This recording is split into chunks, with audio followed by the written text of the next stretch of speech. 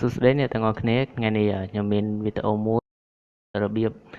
install នៅ SBBIC ខ្មែរ to English Dictionary ទៅលើ Windows ឬក៏ Mac បាទអញ្ចឹងយើងអាចចូលទៅក្នុង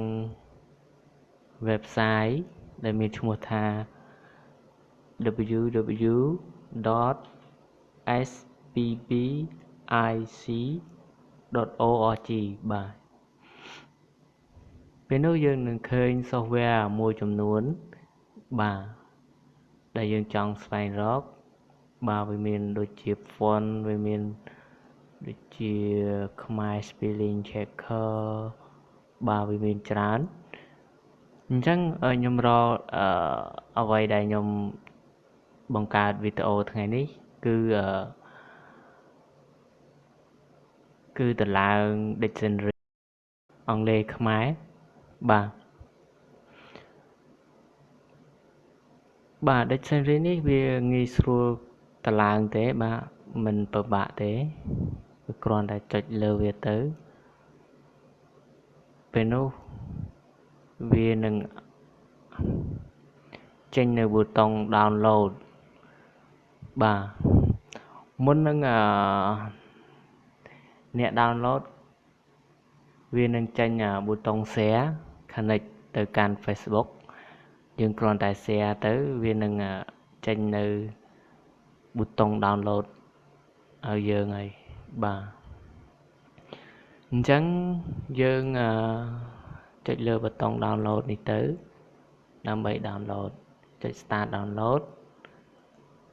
ឬក៏បើសិនដែល